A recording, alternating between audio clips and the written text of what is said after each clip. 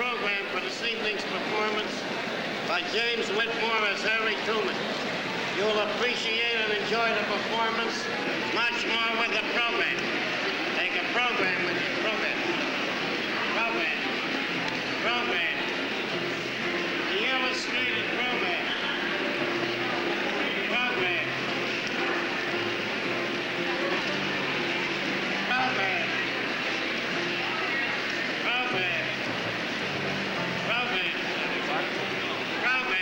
The illustrated program.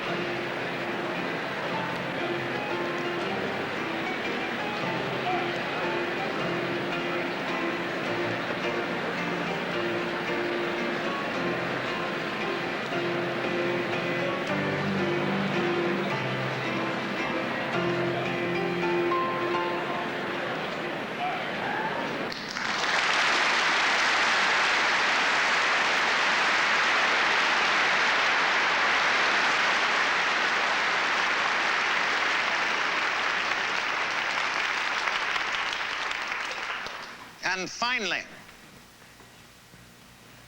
Margaret, to be a good president, I fear that a man cannot be his own mentor. He cannot live the Sermon on the Mount.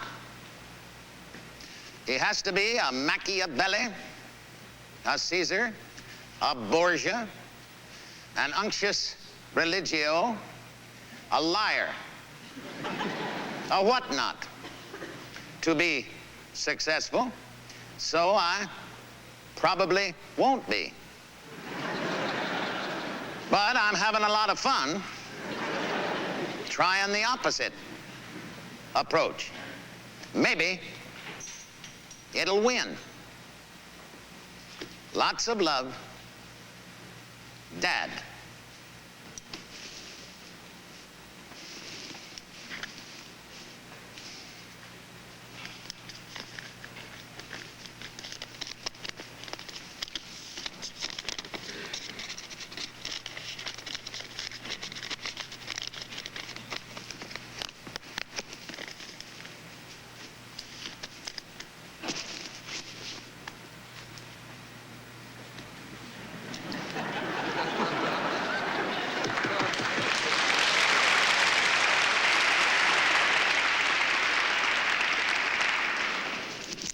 Rose, are Mr. Johnston or Mr. Whitney there? They're there. Well, fine. What about the Attorney General? Tom Clark's there, and what about Charlie Ross? Well, good. Send them all in, Rose. Thank you very much.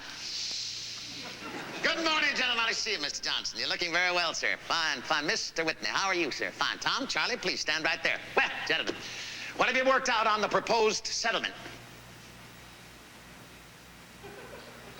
You mean to tell me that 18 of your 20 railroad brotherhoods are willing to accept the arbitration award, but you're going to stop the railroads from running anyhow? Well, boys, if I knew you were going to tell me that, I wouldn't have asked you over here this morning. The good Lord may have built the earth in 6 days, but that surely was before labor unions. If you think I'm going to sit here and let you tie this whole damn country up, you're crazier than hell. You've got 48 hours to reach a settlement. If you don't, I'm going to take over the railroads in the name of the government. That's all, boys. I said that's all, Mr. Johnston. Mr. Whitney?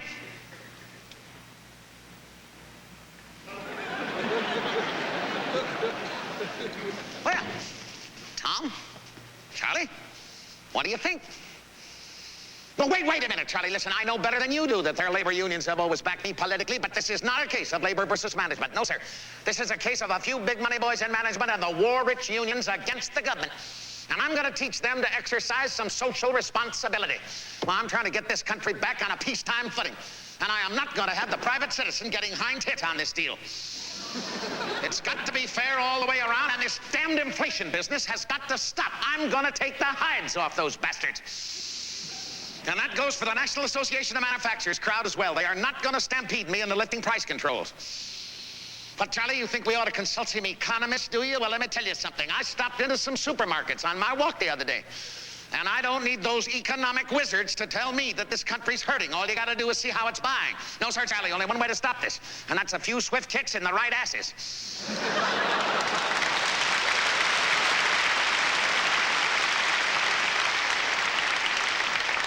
Besides, if you laid those economists end to end, they'd point in all directions.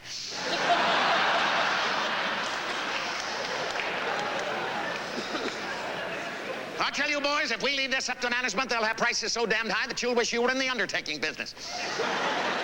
Just to pick up the newly dead. Why, they'll show us net profits or net greed so high, it'll have every labor leader in this country screaming for higher wages.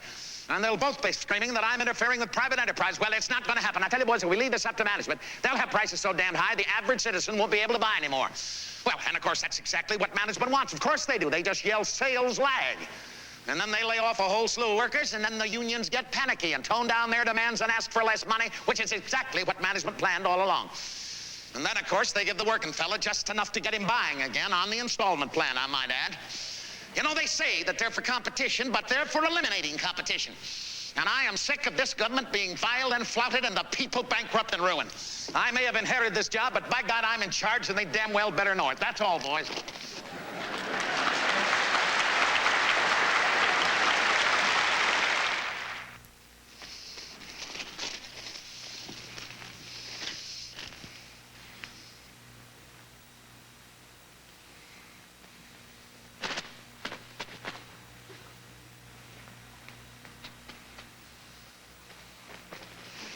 You know, I never saw myself as president.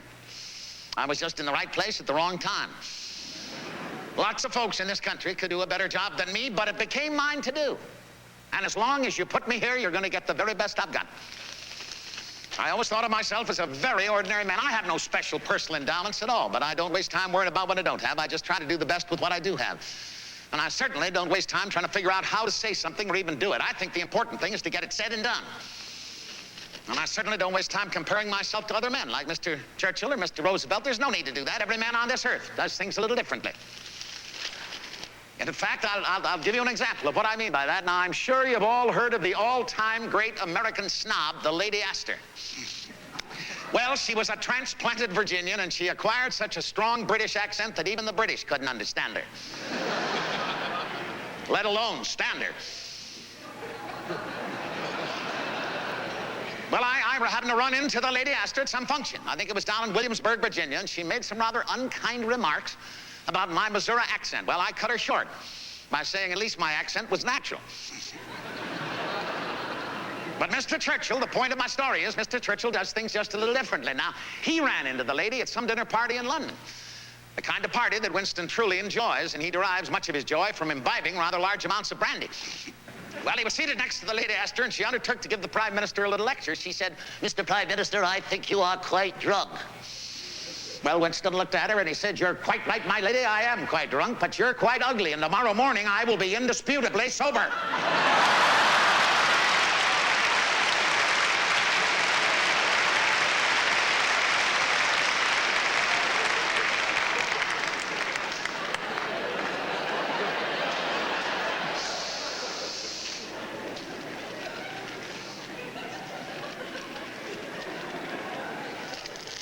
Well, you see what I mean, anyway, don't you?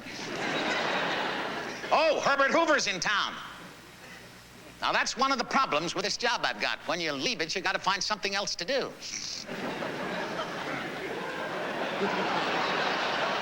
No, really, think about it. It's hell for a man trying to find work when he's been president of the United States.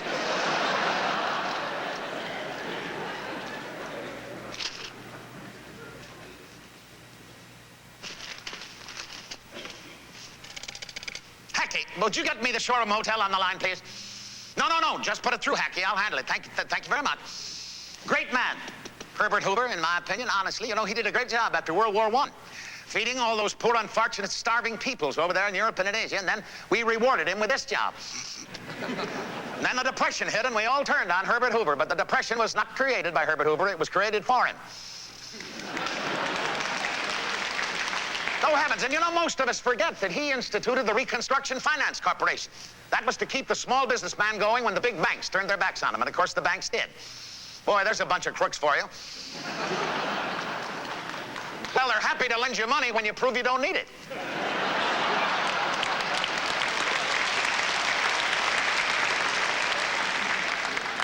You want a friend in this life, get a dog.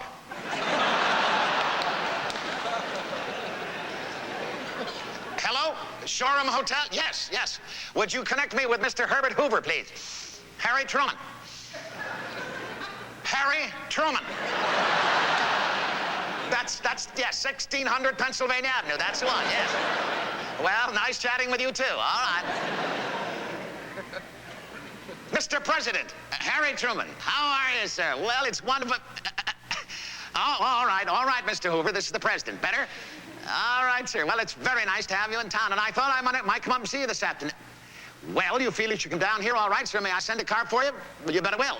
Right away? Absolutely. Be there in 10 minutes. Not at all. No. I'm looking forward to seeing you. All right, sir. Bye-bye. Hackey, would you send a car to the Shoreham Hotel to pick up Mr. Herbert Hoover, please? Oh, and Hackey, let me know the minute he arrives. All right, fine. Thank you, Hackey. Bye-bye. You know, there's one nice thing about this job I've got, that when you get it, you move into a rather comfortable, well-furnished house. It wasn't always that way, though. You know, in 1800, when John Adams and his Abigail moved in here, it was nothing but a great big unfinished barn. It had no heat, no furniture. Abigail hung her wash in the East Room. Thomas Jefferson was the first president to try to complete the White House and furnish it adequately. He did a very good job. He built the north and south porticos and those elegant terraces out there. Now, those terraces were built in Jefferson's day to hide the hen houses. They tell me the best-looking, best-dressed, and highest-living fellow that ever occupied this office was Chester Arthur. They said that he even looked like a president. And he kept a whore on the premises.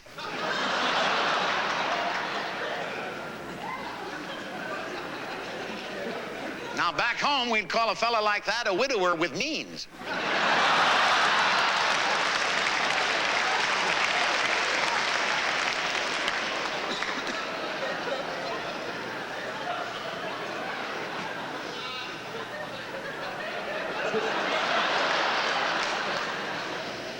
Since I've occupied this office, I rather hoped I might run into the ghost of Abraham Lincoln. I never have. Teddy Roosevelt, though, said he used to talk to the famous man all the time, but I'm sure being a Republican helped. Yeah. Oh, yes, put him through. Hello, Eddie. How the hell are you? Oh, really? Oh, yeah, well, Herbert Hoover's staying there, too. That's right. Yeah, when are you coming over to see me, Eddie? No, wait a minute, you bald-headed son of a bitch. Don't get started on that Israel thing, Eddie, or I won't let you in the front door. No, wait a minute. No. Well, I told you I'd get to it when I could. Eddie, wait a minute. Now, look, don't start to crying, Eddie. Every time you get on that Israel thing, you start to crying. Now, don't do it. Well, Eddie, I can't do things in this job as fast as you think I should. Wait a minute, Eddie. I've got a lot of other customers to think about here. Well, now, Eddie, wait. No, Eddie. I cannot invite Chaim Weizmann down to the White House, and you know that. Well, Israel's not a state yet, Eddie. No, wait a minute. Eddie, look here. I've got to do things in this job by protocol. Well, that means flags and dinners and invitations and... Well, what flag could the Waldorf Astoria be flying for Weizmann? Well, heavens alive. Well, I'll check with the State Department. Now, look here. Eddie, get over here. Can you get over here in about an hour? All right, fine. But, Eddie, don't get into that Middle East thing and don't start to crying, or I swear to God, I'll have you thrown out. All right, fine. I look forward to seeing you. Bye-bye. Say, Rose, would you have General Vaughn check with the State Department, see what we have to do to get Chaim Weizmann invited down here? And, Rose, listen, find out what flag the Waldorf Astoria in New York is flying for Weizmann, and we'll fly the same damn thing. And, Rose, tell General Vaughn if the State Department kicks up a fuss because Weizmann isn't the head of state or anything, just to forget about it. We'll sneak him in the East Gate and keep it to ourselves.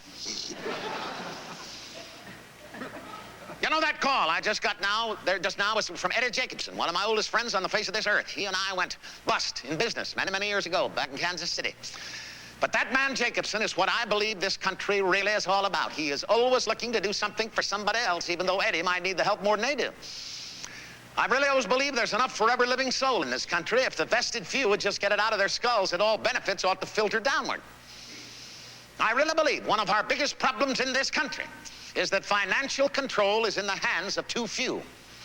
And I've been saying that for a number of years. I suppose the first time I might have said it publicly, at any rate, was on the floor of the United States Senate in 1937. Mr. President, thank you, Mr. President, distinguished colleagues. I'll only be a moment this morning. If I might take a few minutes of your time, I'd like to discuss the cause that I believe for the unrest, the financial difficulties, the unemployment, and so on in our country today. And I believe that that chief cause is that we worship money instead of honor. A billionaire in this country is much greater in the eyes of the people than the public servant who works for the public interest. And it seems to make no difference if that billionaire rode to his wealth on the sweat of little children and the blood of underpaid labor. No, I am not yielding to the senator at this time, Mr. President. In fact, I would like to remind the senator, the Carnegie libraries are steeped in the blood of the Homestead Steelworkers, for heaven's sakes. No, I'm not yielding at this time, Mr. President. In fact, I'd like to, in my opinion, Mr. President, distinguished colleagues, Senator, we in this country worship mammon. Take Wall Street, for heaven's sakes. Now, you take Wall Street with its ability to control the very lifeblood of this country financially and to employ the best law brains in this country.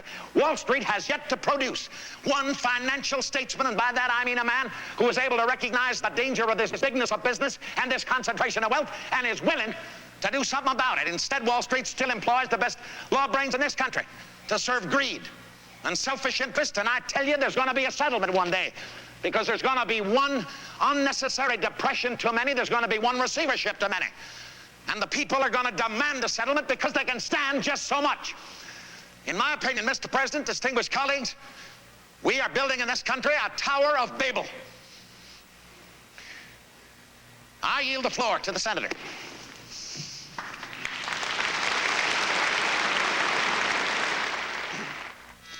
Yes, Rose. Oh, Herbert Hoover's here. Fine, be right there. Mr. President, how are you, sir? Well, for heaven's sake, you look just grand. Well, thank you. I'm going to make it one way or the other. All right, sir. Well, thank you so much for coming down, Mr. President. Please have a chair. I'm sorry about that Mr. President stuff. No, I apologize. You know, Mr. Hoover, it's the same way with General Marshall. I could call General Marshall George, but for some reason, he's oldest general to me, and I don't know why that is. I'll try it. Mr. Hoover? All right, fine, sir. Please sit down. Well, you look just grand. You look just grand. You know, I wanted to talk with you this morning about something, sir, that I think you know more about than any man on this earth. And that's the subject of human hunger. Now, we've got a surplus of food in this country, Mr. Hoover, and I would like to try to get it to the right places, mind you, in Europe and in Asia, where it'll help with the starvation business. Now, you did a great job after World War I, feeding all those poor, unfortunate, starving people over there, and I wondered, sir, if you would consider undertaking such a task for us again at this time. What is it, sir? Mr. Hoover, is anything I said, sir? Oh, no, listen, heavens alive, I guess ex-president's got a right to a little emotion just like anybody else, for heaven's sake. You'll do it. Well, when could you start, sir? Tomorrow morning. Well, that's just grand, Mr. Hoover. That suits me right down to the... You know, Mr. Hoover, I got to tell you something. The kind of help you can give us on this thing simply cannot be found just anywhere, and well, I'm most grateful to you, sir, and I'll send a car for you if I might. You bet I will. 9 o'clock at the showroom. It'll be there absolutely on the dot. All right, sir. Thank you, Mr. Hoover. Bye-bye, sir. Oh, Mr. Hoover, you're welcome, of course, to stay here in the White House. Well, you prefer the hotel. I understand that. Oh, say, speaking of hotels, you must know the folks that run the Waldorf Astoria in New York rather well, don't you? Well, living there and all, I figured you might. I may need your help in getting one of their flags. Well, that's right. If my striped pants boys can't handle it, I may be calling on you. All right, sir, fine. I'll see you tomorrow morning, 9 o'clock sharp. Absolutely. Bye-bye. Now, there goes one reason that I believe Congress should enact legislation designating ex-presidents honorary members of Congress. They'd have every right that every legislator has except the right to vote, but that way we'd get the benefit of their wisdom and their judgment in matters that beset our nation. And I tell you, if we don't get that kind of wisdom, we're just wasting a great national resource, in my opinion. Of course, we'd have to limit their right to filibuster, naturally.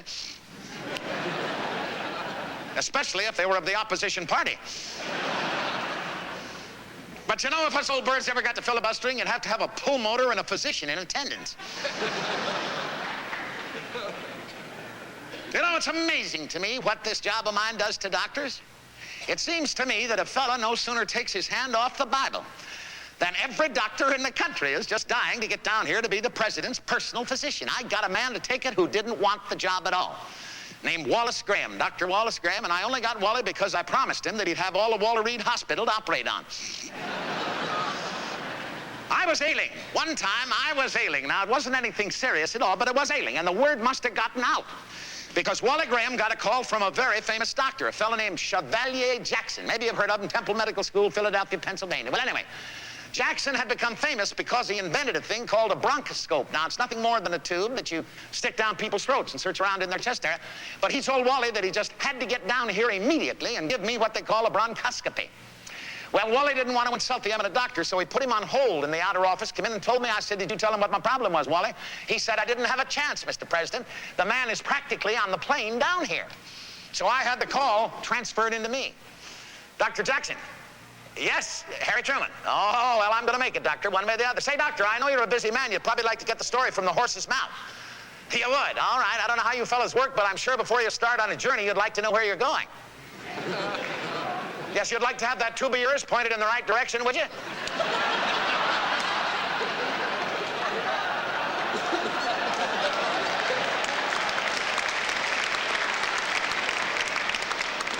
Well, Doctor, if you're willing to look at my other end, I'd be happy to have you take a peek. Because that's what I've got, Doctor, just plain old-fashioned diarrhea. Dr. Jackson?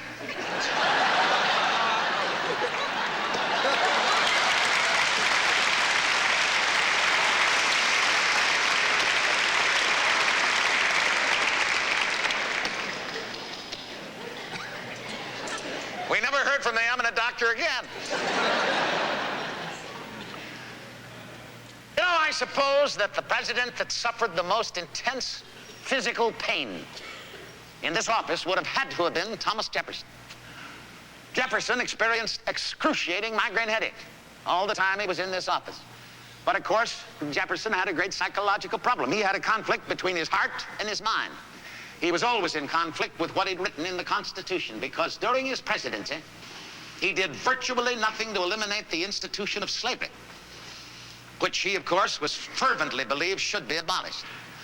Interestingly enough, his migraine headaches ended only with his presidency, but I'm sure the man must have lived his own private, personal civil war for the rest of his life, and it probably only ended with his death. His was a gentle life, and the elements so mixed in him that nature might stand up and say to all the world, this was a man. You know, I don't suppose a day goes by, really, when I'm in this office that at some time or another, however fleetingly, I don't think how Franklin Delano Roosevelt might be running the store. Oh, yes, Mr. Roosevelt, you're a tough man to follow. More than once I've heard myself referred to as his accidency.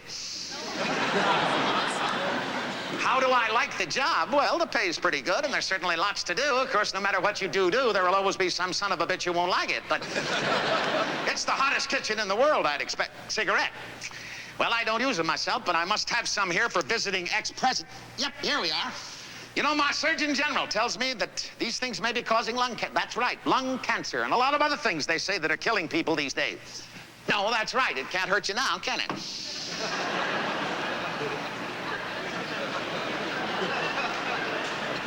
What do I think of Winston Churchill? Well, I think he's a fine gentleman and a great statesman.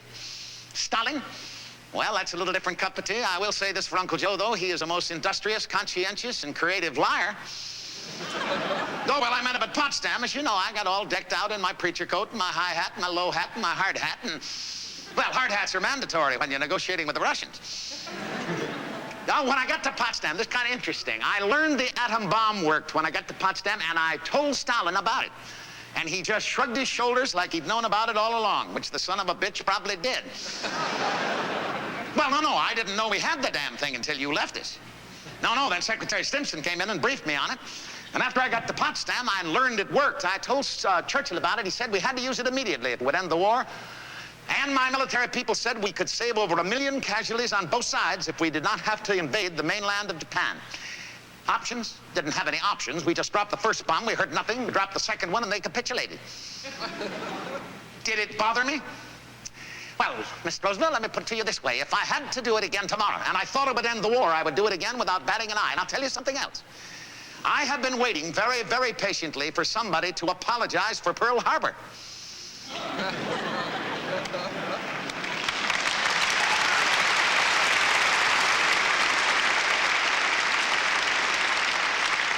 Well, it was an absolute crime, a tragedy that you couldn't have been there to sign that final Potsdam. Well, thank you, sir. Oh, I know, absolutely. Well, I couldn't understand. No. It was incredible. Churchill voted out of office in the middle of a major war and defeated by that little bird Attlee. No, Churchill took it hard. He never let on, naturally. But you know, he never lost his touch. When he heard about the election results, he said, Harry, always remember this about Clement Attlee. There's a lot less there than meets the eye.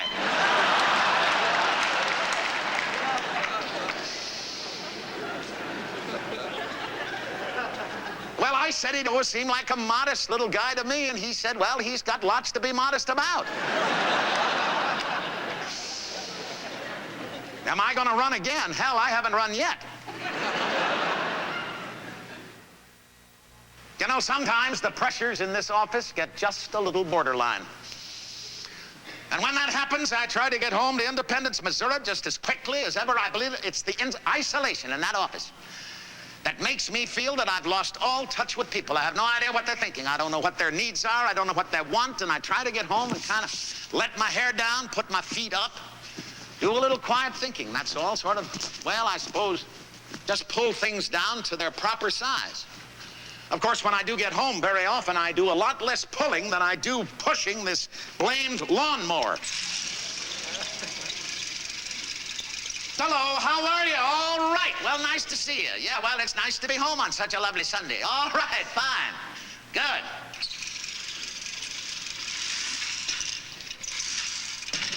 Sue Gentry, how are you, Sue? For heaven's sake, let's go through it. All right. How are you? You looked at what? Oh, well, the fence. The Secret Service put it up, Sue, to protect me from what I do not know, but they put it up. What am I doing mowing the lawn on Sunday? The boss asked me to mow the lawn, Sue. That's why I'm mowing the lawn. Grass grows the same on Sunday, Sue, as any other day, you know. If I was on wages, I'd be on double time. You got to go to church, of course you do, and you look just grand. All right, fine, Sue. Have a good pray. I've got to mow the lawn, Sue. I found if you really don't want to do something, do it on Sunday. That way the boss will think you're tarnishing the Sabbath and never ask you to do it again. But you wait and see. It'll work out that way.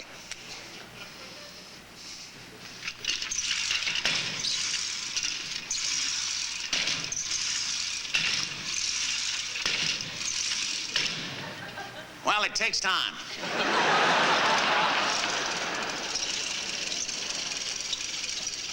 I've always been kind of a Lightfoot Baptist myself. Most of my family were Baptists. I guess they felt the Baptists had the inside track to happiness after the grave.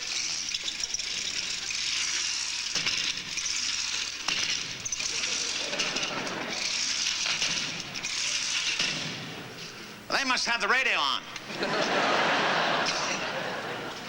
You know, speaking of my relatives, I guess my favorite relative of all would have been my grandfather, Solomon Young. He was quite a man, Grandfather Young. Very independent man, and he hated hypocrites. I remember him saying to me when I was just a boy, he said, Harry, if you ever run into a fella who shouts too loud on Saturday night and prays too loud on Sunday morning, go home and lock your smokehouse immediately. And he was absolutely right. I learned the lesson myself when I was 8 years old. Nine years old. The first job I ever had on the face of this earth. I worked for Jim Clinton in his drugstore down there on the square. And I went in at 6:30 every morning and swept out for Jim and cleaned up the medicine bottles from the day before. And I got to tell you, it was quite an education for a 9-year-old boy to see how many of the anti-saloon leaders, you know, the churchgoers, would come in every morning to get an eye-opener from Jim Clinton. Oh, yes, he kept the booze in the prescription department in the back and charged them 10 cents an ounce, and they would knock it back, and then they'd peek through a little tiny hole in the wall to make sure that nobody had seen him. My first brush with phonies, and I have never had any use for them since. I always favored the rough old birds. If they wanted to knock back a few, went into any saloon down there on the square. I never thought any real man had to hide behind a bunch of damn test tubes when he wanted to strike a blow for liberty. Of course, there are 3 things that'll ruin a man, in my opinion, and that's power, money, and women. You know, if a man can accept power as a gift from somebody else, he's all right. But if he thinks for 1 minute that he created the power, it'll ruin him every time. And if a man makes too much money early on in life, it tends to separate him from the rest of the human race that has to work all their lives just to earn a living. And, of course, if a man is disloyal to his family, well, that'll ruin him every time, because if you got the right partner in life, you're not going to have too many troubles. Of course, if a guy's just looking to get some honey on his stinger, he's in one hell of a fix anyway.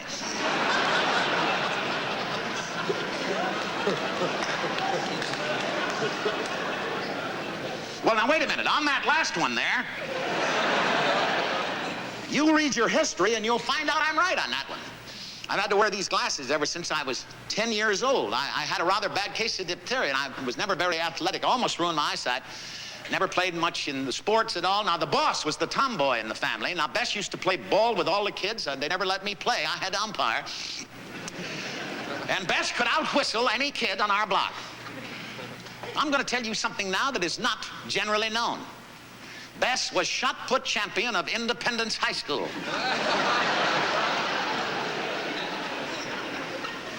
My mother, Martha, got me interested in the piano and book learning at a very early age. She was a lovely woman, my mother. Of course, I guess all boys feel their mothers are lovely. But anyway, she was very musical, very artistic, college graduate. And she really flaunted the Baptist by attending dances. She was a real Lightfoot Baptist. My father, John Truman, was a very short, feisty man who liked to knock people's hats off when they weren't looking. They called him the Bantam Cock.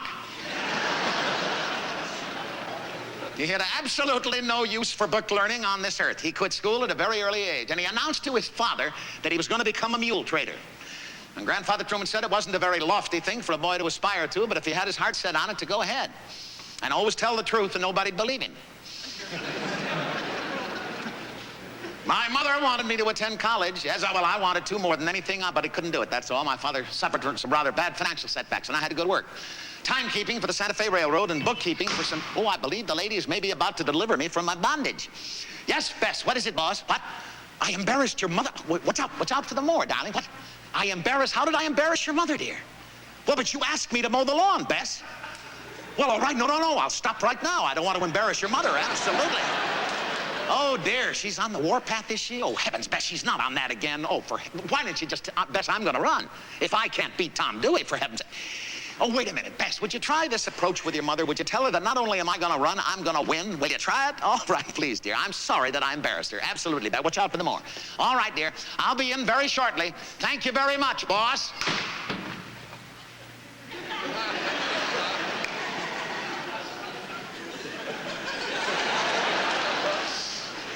Well, what'd I tell you? Wait a minute. I want to tell you a little something about her mother. Madge Gates Wallace is her name. She was known as the most stylish woman in Independence, Missouri.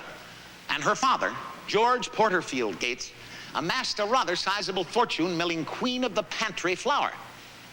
Now, I've known ever since I've met Bess that I was never Mother Wallace's idea of a proper son-in-law, but that's all right. Now, if she never did anything in her life but have Bess, that's good enough for me. Then, of course, you all know the old saying, behind every successful man is a proud wife and a surprised mother-in-law. Well, that's the situation here.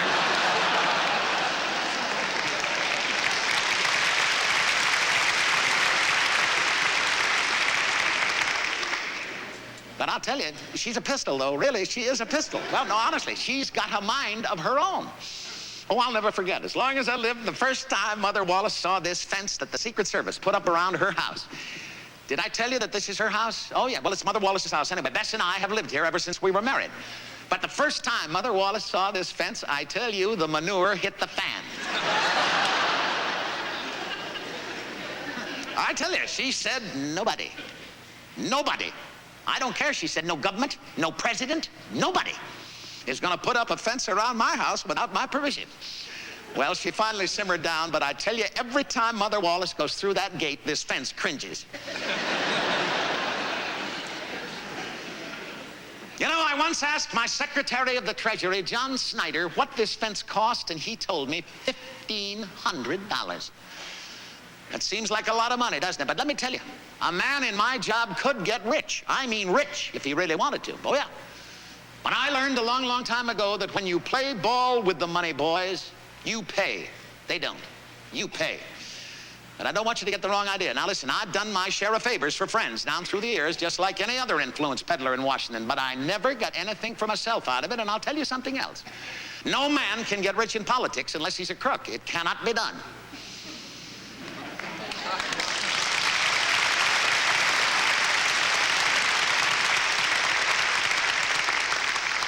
I get into politics in a rather ironic way, for me anyway. I got in through the military. I was in the National Guard in Missouri before World War I, and one of my fellow officers was a man named Jim Pendergast. And if I had not met and become friends with Jim Pendergast, I really don't believe I would be in this job today. When I got over to France, it's kind of interesting, I inherited an outfit, an artillery battery called Battery D. Now, they were known as the Dizzy D's. And they were known as the Dizzy D's because they were the wildest, hardest drinking bunch of Irishmen ever to stagger around the streets of Kansas City. Well, I will never forget the first day I met the Dizzy D's. They were all waiting for me because they expected me to chew them out. Well, I fooled them.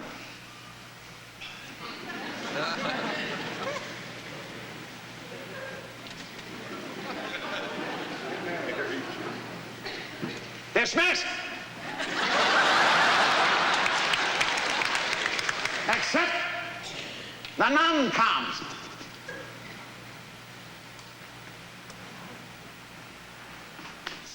I said except the non-coms.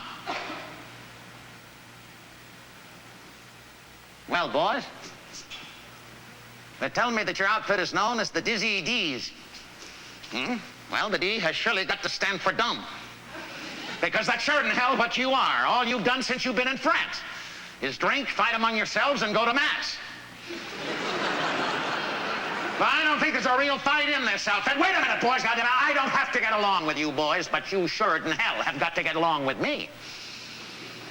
From now on, each one of you is responsible for the discipline in his squad and section, and anyone of you thinks he can't handle it, speak up right now. And I'll punch him right in the nose. Dismissed.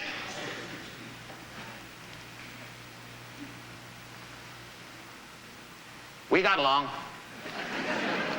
In fact, when Battery D got into combat, it acquitted itself very, very valorously. However, I do remember one day we were bracketed by German artillery fire, and one of my sergeants panicked and ran to the rear, shouting we were all going to be wiped out. Well, before I knew it, my entire outfit was on the run to the rear, and right then and there, I learned the greatest counter-offensive weapon in warfare, cussing. Come back here, you goddamn mackerel snappers! You yellow Irish sons of bitches, come on back here! No, you're not Irish at all, you're a bunch of goddamn limeys.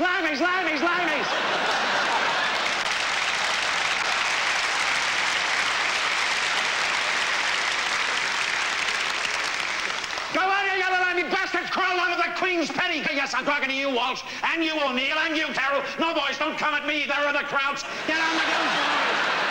Fire, fire, up the Irish, up the Irish.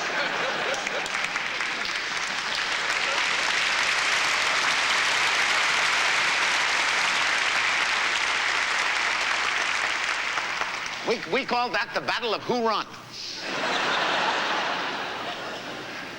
And when I got back from France, I married Bess. Her mother had some misgivings, but we went ahead and did it anyhow. And as I told you, we've lived in Mother Wallace's house ever since. You know, when I was courting Bess, I must have written her a silo full of letters. And after I became president, one day I walked into the living room in Independence, and I found Bess down on her knees by the fireplace burning the letters. And I said she oughtn't to do that. And she said, why not? I've read them. And I said, well, think of history, Bess. And she said, I am, and kept right on.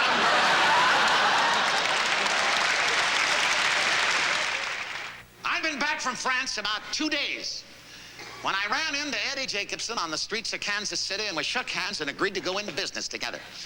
We opened a haberdashery shop in Kansas City, and from time to time, some of the boys from Battery D would stop by to swap lies about who'd won the war, and one of them was Jim Pendergast, the man I mentioned to you earlier. Well, Eddie and I did pretty well until the Depression of 1922, and then we had to go out of business, and Eddie went out on the road selling shirts for somebody else. And before I could get any kind of job, I found myself running for an elective office called County Judge in Jackson County, Missouri. Not really a judge in a judicial sense, but more of a county commissioner in the rest of the country. But I found myself running for that elective office with the support of the Pendergast political organization. They were 1 and 2 in Jackson County, very powerful. And I got their support. I didn't know the big boss, Tom Pendergast, at all, but I did know his nephew, Jim, the Jim Pendergast I mentioned. And Jim told his Uncle Tom that I was one officer in the war whose men didn't seem to want to shoot him. So they gave me their support, and I won the election. And I always figured I won the election because I had more relatives in the county than the other guys. And I was broke, and most of the voters are broke, so they went for a fellow who was in the same fix. But after I got elected, my biggest job was trying to get some roads built in Jackson County, Missouri. We had more mud roads in Jackson County than any other county in the country at that time. And you know, when you start talking about building roads and you've got the money to back it up, it's very much as though you were a female moth and unloaded your entire load of bombacol into the air in one spray. Immediately, you'd have 5 trillion males headed in your direction, and every one of them would be a road contractor. And I got my first taste of it when I got a visit from Tom Pendergast, the big boss, right after we passed the bond issue to build the roads. Mr. Pendergast, for heaven's sakes, what an honor. Well, sir, Tom, all right, Tom, you betcha. No, I don't. Mr. what? Ross? Nice to know you, Ross. All right. Ryan? Oh, yes. Baden? Oh, well. No, I don't know them, Tom, but I've heard of them. Well, what an honor. Please sit down, Tom. Right there, gentlemen, please make yourselves to home. All right, fine. Well, isn't this grand? What can I do for you, Tom? Yes, I'd heard that they were your supporters. I'd heard that, but I've got to tell you something, Tom. They're not very good road builders. Well, I mean, they're pie crust road builders. That means the roads they build are crumbling like pie crust, is what that means. Well, their bids were just too damn high, Tom, that's all. Yes, I know they pay their taxes here, but that doesn't entitle them to the money, does it? Oh, yes, I'm going to give the job to a bunch of them out of state. I certainly, well, their bids were lower. And, of course, the roads they build hold up. I've seen them. You leaving, gentlemen? Oh, all right. Well, come back any time. It's the same for everybody. No, sir. No, you don't know me very well, Mr. Pendergast, but I'm afraid you're just going to have to make do with what I think is right. No, sir. No, I don't believe I'm being contrary. I would hope to God I'm being businesslike. No, sir, I don't think you're interfering exactly. I would hope that it might be the beginning of an understanding. Yes, sir. Well, I certainly will do that, Mr. Tom, all right, I certainly will. Tom, I'll do what I think is right. Bye-bye.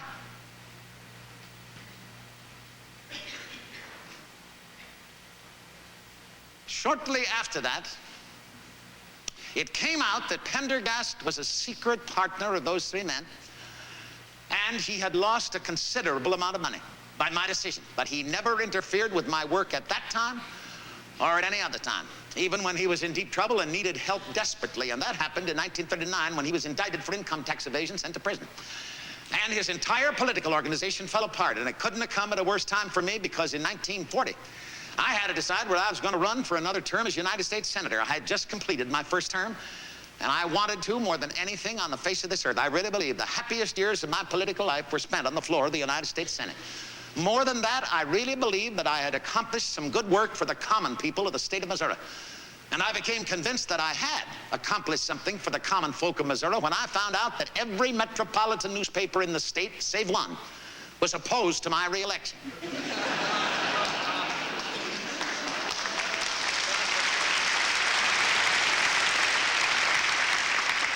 Also, in 1940, the leader of my party, President Franklin Delano Roosevelt, withdrew his political support from him because he was going to run for a 3rd term as president, and I had backed legislation in the Senate limiting the election of presidents to 2 terms. So, naturally, he withdrew his support from me, threw it to a fellow named Lloyd Stark, who was then the governor of Missouri. Stark was a very wealthy man in his own right. He had all the big money boys behind him, and as I told you, all the newspapers, he had every Democratic organization, every influential Democrat behind him.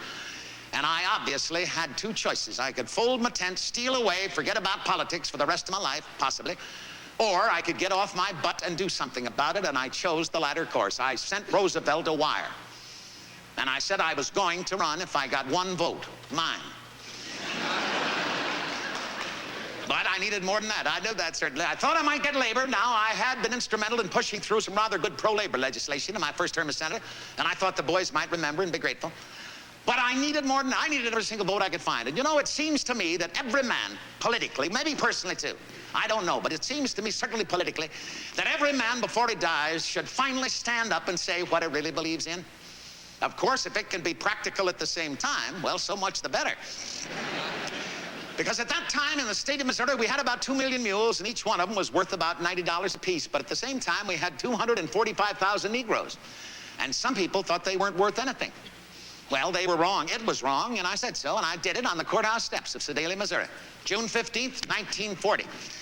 It was a blistering hot summer day in Sedalia, and Sedalia was a center for the Ku Klux Klan in the state of Missouri, so there wasn't a black face in the crowd. Friends and neighbors, if I could have your attention, please, for just a moment, we'll get out of this sun. What, Howard? I can't hear. Oh, Howard, could you get up on something? Well, maybe, well, wait a minute. Listen, Howard, I'll yell it at you. I've only got a very little bit to say. It's too hot out here anyway, and I'll yell it at you. All right. Friends and neighbors, I did want to say before this election, just for the record, that I believe in the brotherhood of man. But not only in the brotherhood of white men, I believe in the brotherhood of all men before the law. And I got to believe that if I believe, as I do, in the Declaration of Independence and the Bill of Rights, the Constitution. Now, in recent years, we've all seen a mass exodus of the Negroes from the country areas here in Missouri into the large city areas. We all know the reason for that. It's lynchings, beatings, and 1,000 reasons.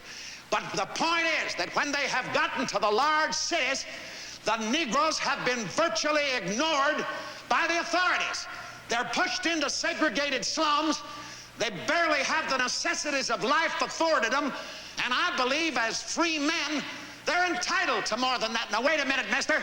Well, more than that, they're natural-born Americans, and more than that, they're human beings. All right, don't agree with that. I'll tell you something you've got to agree with, though, brother. And that is, if we continue to push the Negro down into the depths of degradation, the white man's going to go down with him. Oh, yes, he is. Because the law of compensation will apply. Booker T. Washington said it. He said if you're going to keep a black man in a gutter, there has to be a white man in a gutter to keep him there.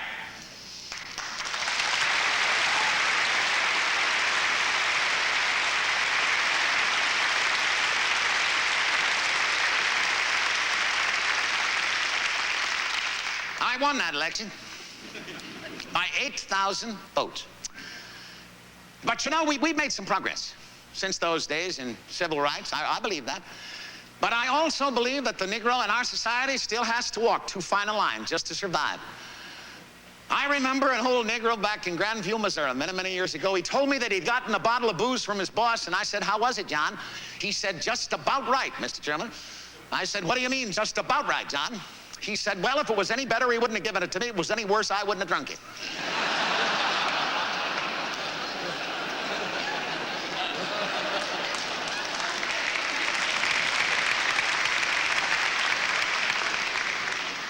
You know, I just mentioned the Ku Klux Klan just now, and I'm going to tell you, they were a power in our part of the country. Oh, I tell you, they could make or break a politician.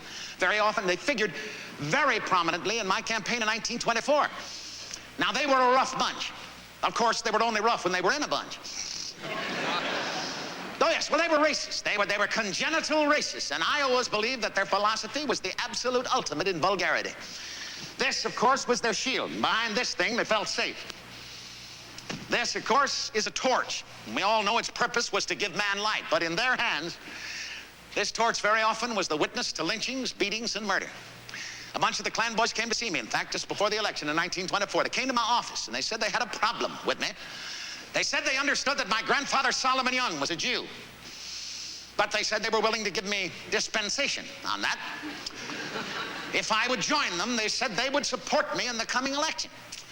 Well, I looked at those miserable creatures, and I said that my grandfather, Solomon Young, was not a Jew, but if he were, I would be very proud to say so, and that they could take their support and stick it where the good Lord intended all such things to be stuck. And we parted enemies. Thank God.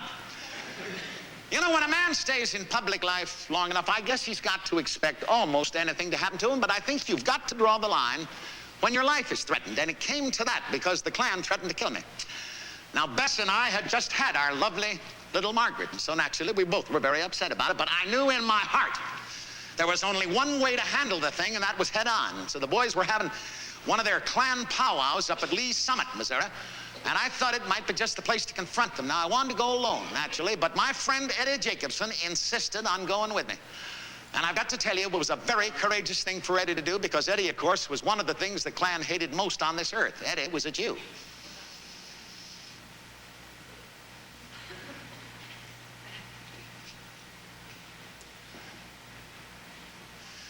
Evening, boys.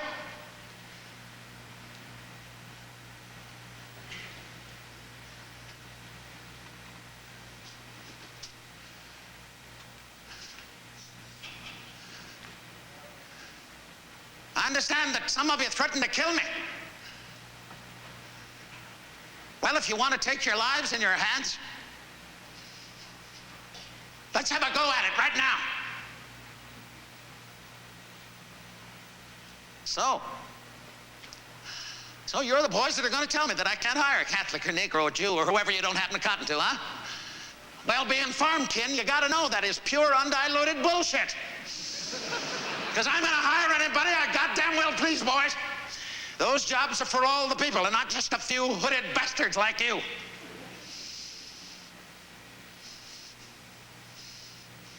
Shame on you. Shame on you. Calling yourselves the invisible empire where the good Lord should strike you from the face of this earth.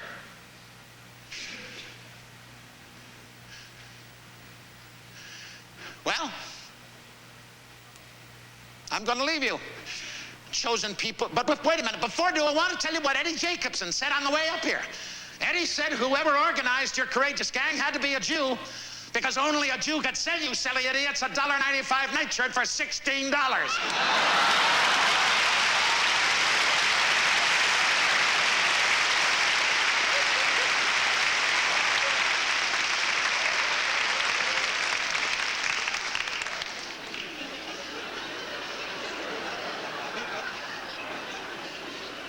Well, Eddie and I are going to try and find a saloon now and strike a blow for liberty.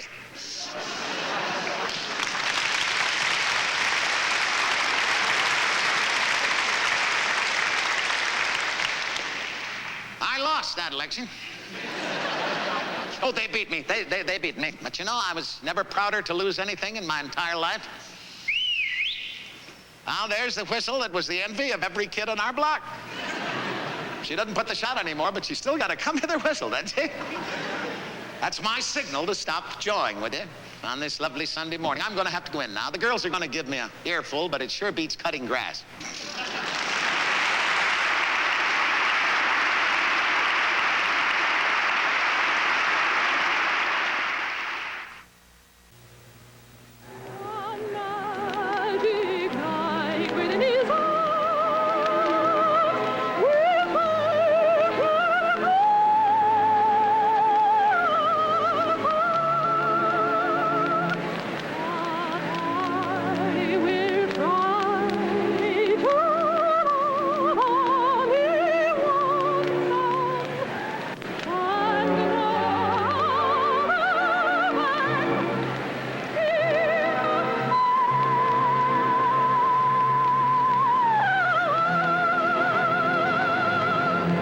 Mr. Paul Hume.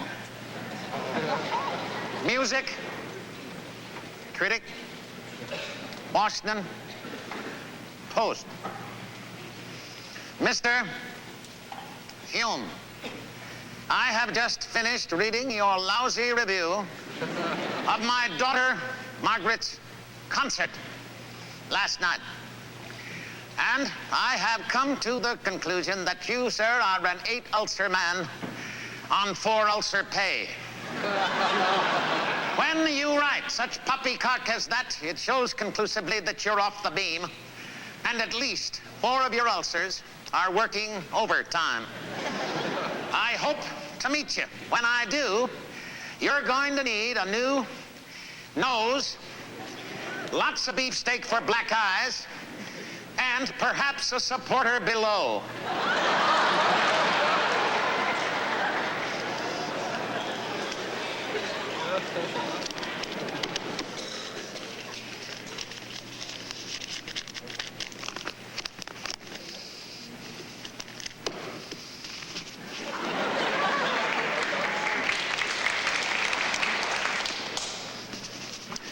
Say, Rose, would you bring me in 2 3-cent stamps, please?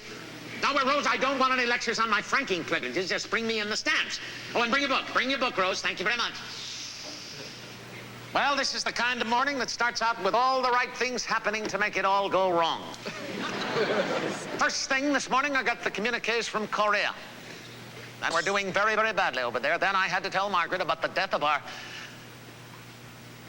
beloved Charlie Ross. He died yesterday at his desk unexpectedly.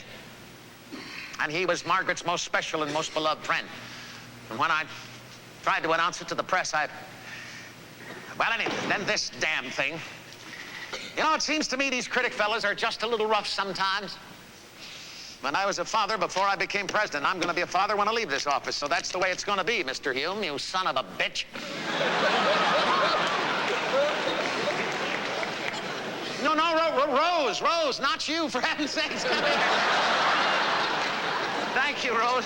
Thank you very much. Rose, would you sit down and take some dictation, please? Just a few short letters. All right, dear, fine, thank you. Now, the first one, Rose, is going to a congressman down in Louisiana named Abert. Edward Abert. What? Abert? H-E-B-E-R-T. Is that Abe? All right, Abert. Fine, Abert. Dear Congressman, yesterday one of my aides brought me a memo to the effect that you had called upon the churches of the land to set aside one day a week to pray to Almighty God to be my guidance and my wisdom. Well, Congressman, while I am most grateful for your concern for me and your possible influence with the Almighty, from what I know of the man, he's got a hell of a lot more important things to do, and sign that God's humble servant, Harry S. Truman. You want to cut hell of a lot? Fine, Rose, cut it out. It doesn't matter, cut it out. Makes it easier for you. All right, now the next one is going to Senator Bishop of Colorado. Dear Senator, not only would I not appoint John L. Lewis ambassador to the Soviet Union, I wouldn't appoint the old bastard dog catcher.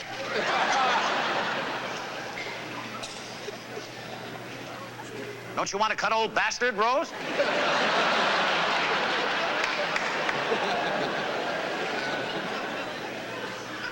You don't? All right.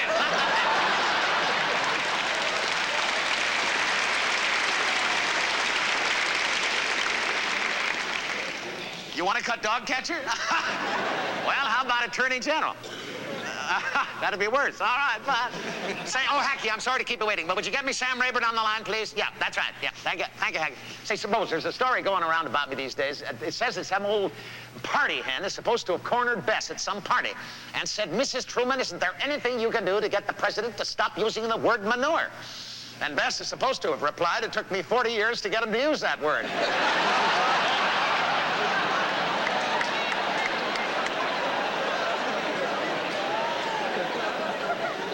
Now, that's the kind of reply I would hope the boss might get. Hello, Sam. Yeah, Harry, yeah, I'm fine, Sam. I'm fine. Say, listen, Sam, I'm getting a lot of pressure from those oil boys down your way. Well, it's got to stop, Sam. Well, of course. Yes, there's no way they're going to get their hands on those tideland oil reserves. No, of course. Well, that's right. They belong to all the people, not a few greedy bastards in a few states. Well, of course, they'd sell it right back to us again. Well, yes, the government would pay through the nose for something we already own. Well, tell them no sale, would you, Sam? All right, fine. When are you coming over to see me? I got a new supply of turkey nip in. Well, remember, Sam, there's only one thing worse than a drinking man, one who doesn't. All right. All right, I'll look forward to seeing you. Bye-bye. You know, when you're in this job I've got, you got to keep your eye on the money hungry. I tell you, if they had their way, they'd scar this country from one end to the other if they had a bulldozer big enough. And we'd let them get away with it. Wind up just a bunch of neon-lighted concrete junkyards. Concrete America is what it would be. Ugly squalor. And ugliness drags every one of us down. Beauty lifts us up. You know, whenever I get depressed, and I do from time to time, despair of the human race, I go and look at fellas like Franz Hals and Rubens, Da Vinci, Rembrandt. Rembrandt's Descent from the Cross is my most favorite, I would think. And, of course, music, Chopin and Bach. But we all know, every one of us, it lifts our spirits up and ugliness drags us down. You know, of course, the ugliest invention of mankind would have to be warfare, wouldn't you say? I certainly would.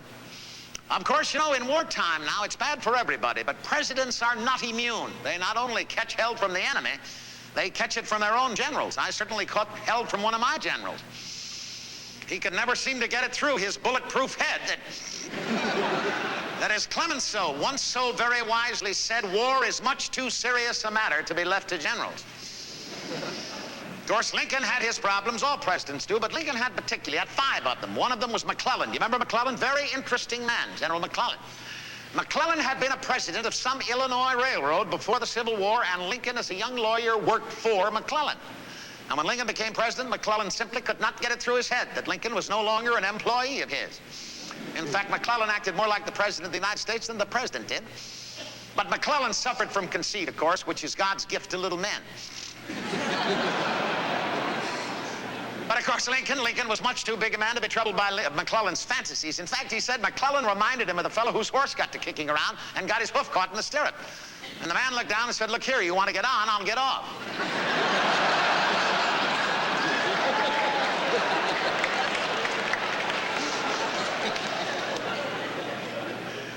But you know, seriously, I've always been able to understand. I've always been able to comprehend why the military sometimes has difficulty understanding the workings of a free society. Think about it. They've lived their lives in a regimented dictatorial setup. The military was never intended to be a debating society. You want to debate, get into politics. Lots to debate about. If you got anything to say, or even if you got nothing to say, for that matter. It's amazing, isn't it? The number of politicians, the less they say, the longer they stay. And I don't know how they work it. I wish I did. I have no objection on this earth to the military getting into politics. It's just that the generals seem to want to start at the very top. And sometimes we're damn fools enough to let them do just that. My problem general, of course, was Douglas MacArthur. But did you know MacArthur had been out of the country for 14 long years? Well, we all know how tall a man can grow in that time. I always had the greatest admiration for Douglas MacArthur's military ability. I even understood the role he was playing for the Orientals, that of the deity. But I simply could not allow him to continue to disregard and disobey the instructions and decisions of the United States government, your elected government. Couldn't do it. Of course, our problems with MacArthur started long before Korea. Oh, heavens alive, when the Japanese surrendered. MacArthur felt that all policy relative to the Japanese should originate in Tokyo with him, not with the President of the United States. Yes, and he constantly announced pronouncements all the time in the press about our occupational policy without consulting me or anybody else in Washington. And I've got to tell you, it became rather embarrassing, to say the very least, as President of the United States, to find out what our policy was towards Japan from the morning newspapers. Yes, Rose. Oh, fine. All right, I'll be right there. Now, that's General Marshall waiting in the outer office. He's usually a very punctual man, but this morning he's 1/2 hour early. Well, last night I gave him some communiques to study that I'd exchanged with MacArthur down through the years. I want to get his views on them. You know, I may have been rather harsh just now about the military here, but I want to tell you that man waiting in the outer office right out there now, General George C. Marshall, is the most dedicated American it has ever been my privilege to know. And another one is General Omar Bradley, the finest, most brilliant field commander we've ever produced in this country. Both of those men are deeply involved in this entire Korean situation with me, and we're all concerned that it might escalate into World War III. General Marshall, come in, sir. Good to see you. Please have a chair, General. You prefer to stand? All right, sir. Fine.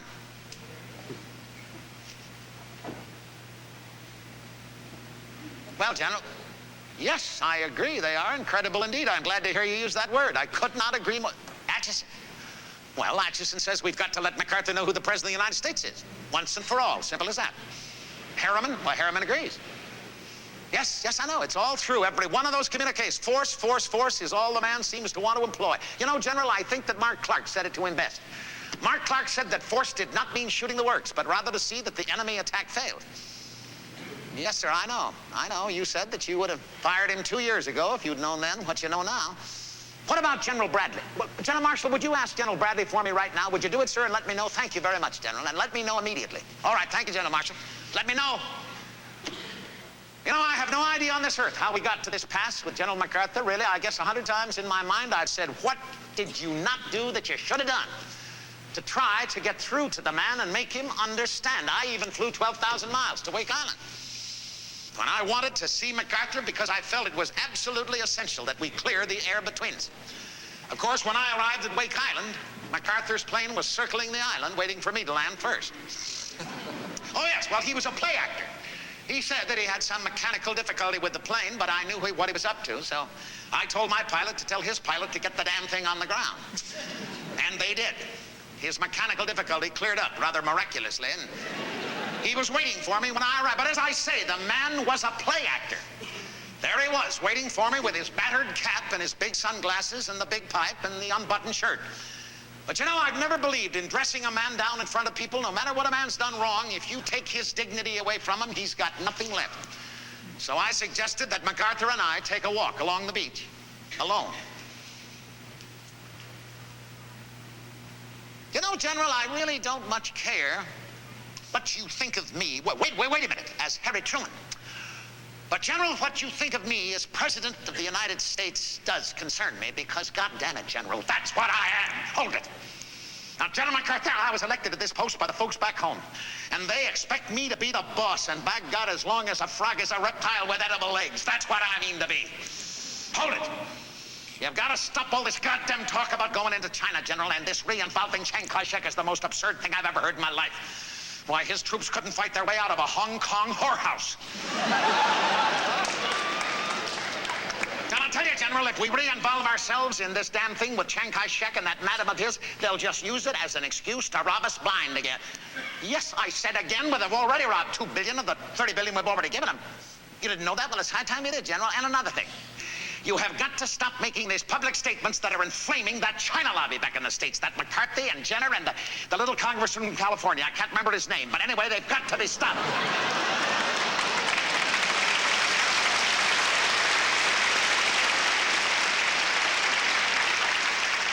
They're reckless men, General, and they're the enemies of freedom, and they could destroy us all. General MacArthur, we got a big enough job here just keeping this damn thing from blowing up in all our faces. All right.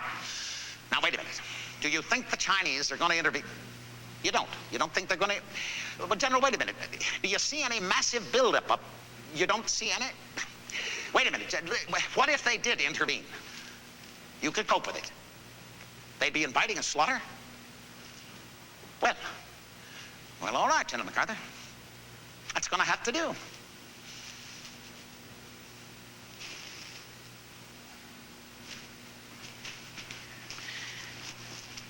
He said he was going to have the boys home by Christmas. But he forgot to consult the Chinese on that. And they knew nothing about Christmas, so that's exactly when they did intervene, and they came across the border in the thousands, and to be very blunt about it, they kicked the living hell out of us. And MacArthur announced publicly that he could have won it if I had let him do what he wanted to do. Well, we almost lost Korea, but we hung on, and we finally turned the 8th Army around in a counteroffensive. But we had learned one very important lesson. And that was that if we let MacArthur force us or talk us into a large-scale military operation on the mainland of China, it would have been a disaster for all of us. Except, of course, the Russians, who were the true aggressors. So slowly and painfully, we worked our way up the Korean Peninsula. Finally, it looked as though an armistice might be in sight, so I started ceasefire negotiations through the United Nations, and it looked as though we might be able to contain the thing at long last, but that voice in Tokyo, MacArthur, despite repeated instructions from me to talk to me first, talk to everybody but me. He was calling for a blockade of the Chinese mainland. He wanted to bomb their major industrial centers, and he announced that publicly. Now, there I was, President of the United States, involved in a ceasefire negotiation with the enemy while one of my subordinates was calling for an all-out attack on the enemy. And listen to this. While I was in the midst of those ceasefire negotiations, and believe me, they were very, very delicate, at the same time, unilaterally, without consulting me or anybody else, MacArthur was calling for the North Koreans to surrender to him personally. Well, I simply could not allow this kind of insubordination to continue, because if I had, I would have surrendered civilian control of your government to the military. And I wasn't about to do that. The final straw came when MacArthur wrote a letter to Joe Martin, House Minority Leader. Joe Martin read it on the floor of the House of Representatives with MacArthur's permission. And in that letter, MacArthur accused my administration. He said that my administration should be indicted for the murder of thousands of American boys if we were not in Korea to win. Well, of course, the point was that we were not, never had been in Korea to win anything. We were in Korea to stop something, namely aggression. The United Nations forces were in Korea to try to preserve the peace of the world for all mankind.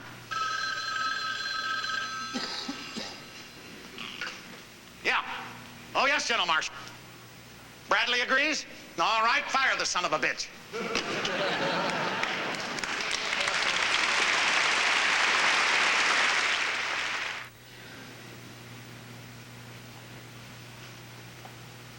It bothered me. It bothered me very, very deeply. There never any doubt in my mind that MacArthur was for America. We all were for America. But it's amazing, isn't it, how the old country seems to survive, even though some of us go at her with a meat axe from time to time? Always, of course, in the name of preserving her. You see, MacArthur's problem was a very, very simple one. He could not understand that his fight was not with Harry Truman. His fight was with the President of the United States. He could never see that it had any constitutional significance at all. Of course, shortly thereafter, I got myself into a constitutional briar patch. Oh, yes, I did. When I wanted to take over the steel mills in a labor dispute, I thought if they were closed down that it would seriously injure our Korean War effort. The Supreme Court said I had no constitutional right to do it. And I got brought down just like anybody else. They said, war or no war, the Constitution is paramount, and they were absolutely right. You know, the law is for everybody in this country. Of course, all administrations have their lawbreakers in them. I don't know why that is, but mine was no exception. I had some bad apples in mine, but fortunately, they were little ones, and when they were caught, they were out in the street. You know, politics is a rough game, but you know, there's a whole world of difference between rough and dirty. And I'll tell you what I mean by that. I'm sure by this time you all know about that letter that Eisenhower wrote to Marshall right after World War II saying he wanted to come back to the country and leave his wife and marry some English woman. Well, anyway, Marshall brought that letter in and showed it to me. And he thought it was a stupid thing for Ike to do, and I concurred. So Marshall wrote Eisenhower a letter to that effect, and it should have been the end of it, but it wasn't.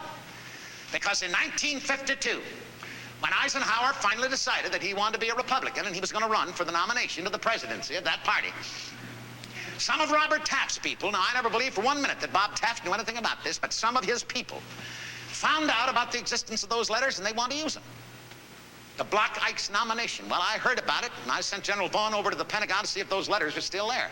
Marshall had since retired. They were, and Vaughn brought them to me, and I sent them to Marshall, suggesting that he perhaps should destroy them, and I guess he did, because they never heard from since. But that's what I call dirty politics. And I never regretted what I did on that occasion, even though Eisenhower defeated our man Adlai Stevenson in the next election. Well, he didn't defeat Stevenson. He buried him is what he did, but that's all right. But you know, Stevenson really buried himself. Oh, absolutely. Stevenson was the coyest politician I've ever known in my life. He really was Prince Hamlet. On 3 separate occasions, I tried to get Stevenson to commit himself, and I could never get the man to saddle up. He really was an equivocator. I'm telling you, he always reminded me of the old bird down in Mississippi who loved to drink, but he also loved his wife, and she hated all forms of drink. So the old boy had to get very creative whenever he wanted to get a snort. So one day he had a running nose, and he told his wife he had double pneumonia. And he said, you better go down to the basement, dear, immediately, because I'm slipping fast. He said, you'll find a bottle of medicinal bourbon left in the coal bin by some workmen. And she ran down, brought it back up. He said, now get the biggest glass we got in the house, dear. And he said, put ice in it and powdered sugar and mint, and then frost the outside of the glass. And before I die, no matter how much I protest, you make me drink that.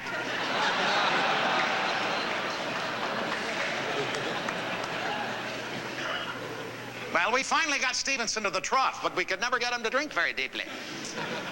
I think Stevenson's biggest problem was he simply did not know how to talk to people. Honestly, he spent more time trying to figure out how he was going to say something than what he was going to say. He spent more time talking to college presidents than he did to cab drivers, and we got one hell of a lot more cab drivers in this country than college presidents. Of course, now I had my problems with Eisenhower. Oh, heavens alive, on Eisenhower's inauguration day, things were so cool between us that I really thought Bess and I were going to have to walk to Union Station. But that's all right. Now listen, wait a minute. That goes hand in hand in politics, but I'll tell you what really bothered me about Eisenhower. When he got into politics, for some reason that I could never fathom, the man seemed to lose his guts. And it really came home to me when I saw him in a photograph that he had taken, smiling broadly at and shaking hands with. It was published in all the prints. He was shaking hands with a fellow named William Jenner. Do you remember Jenner? Senator from Indiana. All right. Jenner was the man who said that General Marshall was a traitor to his country. Now, of course, Marshall was responsible for Eisenhower's entire career, and yet he never opened his mouth about that one. To be fair to him, he did try one time, rather weakly, a rather weak attempt to defend General Marshall. When Eisenhower went to give a speech up in Wisconsin, of course, Wisconsin was the stamping grounds of one Joseph McCarthy.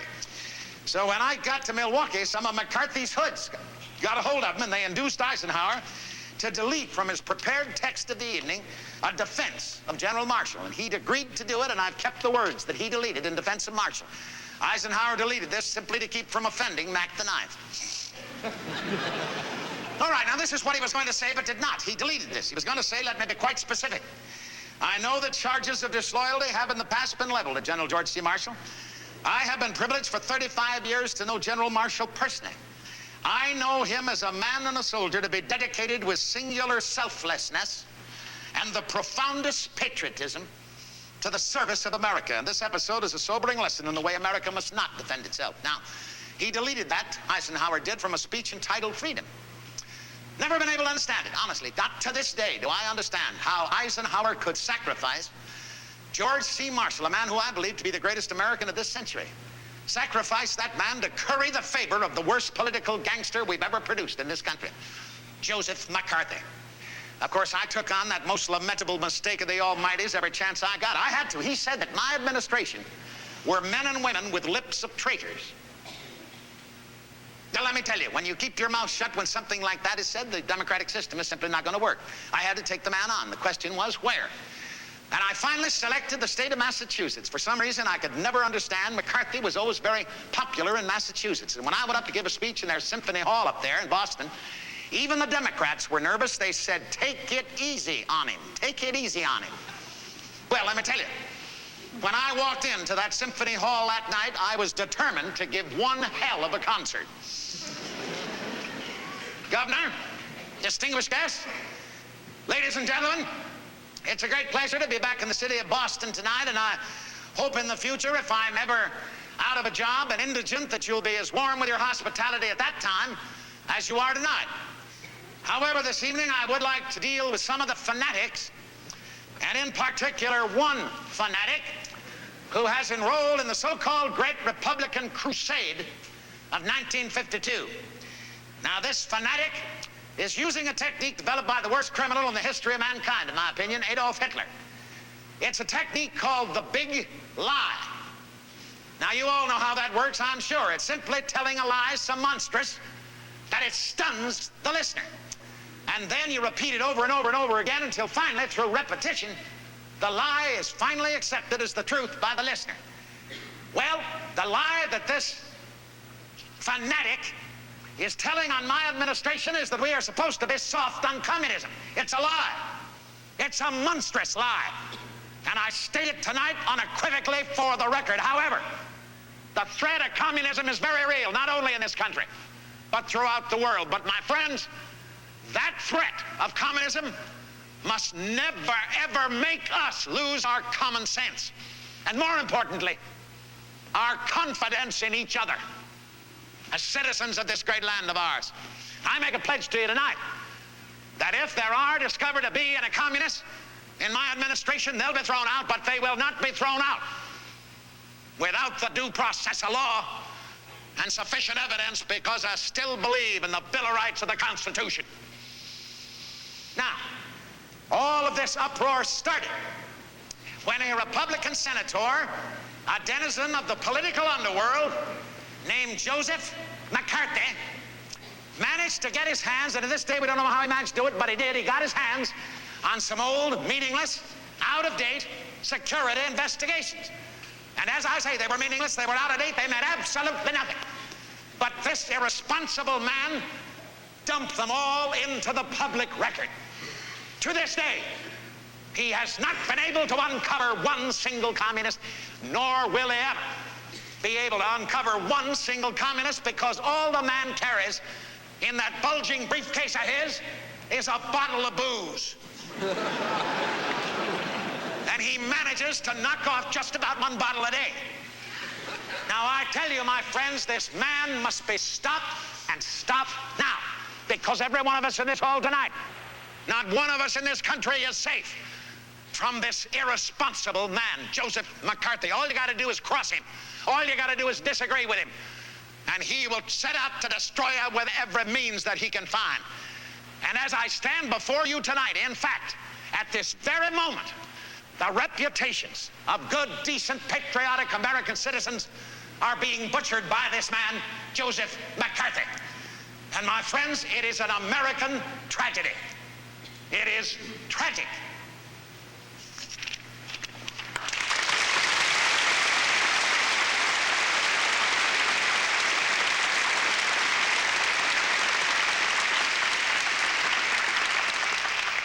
You know, I believe the happiest time I ever had in my political life was in 1948, really, when I took a long train trip across this great country of ours, and I talked to about 15 million of you people, and by golly, if you didn't give me my old job back for my trouble.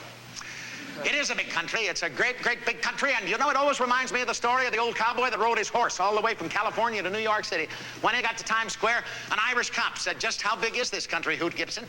And he said, "Well, just about as big as your butt can stand to ride it, mister." And you know, I always believed that that was the problem with my opponent in 1948, Thomas E. Dewey. He simply could not stay in the saddle long enough. And I tried. I really tried. My train trip became known as the Whistle Stop Campaign. I tell you, we pulled into places that you forget people live in this country. I remember we pulled into a place called Dexter, Iowa, and I'd never heard of it, frankly.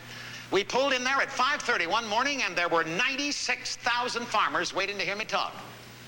Folks, you just don't get 96,000 farmers together at milking time. It is not done. And if you do, you're going to have one hell of a run on buttermilk. Of course, my opponent, Mr. Dewey, he spoke to the experts, not to the people, and every one of the experts said that I was going to lose by a landslide. And they published it, too. And I've got to tell you, frankly and candidly, that it did spread some despair and gloom on my campaign trail. Oh, my goodness. I remember one of my bright young assistants and speechwriters, a fellow named Clark Clifford, very bright young man. He came to me just before the election, and he had tears in his eyes. And he said, "Mr. President, I think you're on the way to the gallows." And I said, "Clark, for heaven's sakes, the gallows is nothing more than a platform for the performance of miracle plays where the leading actor is translated to heaven."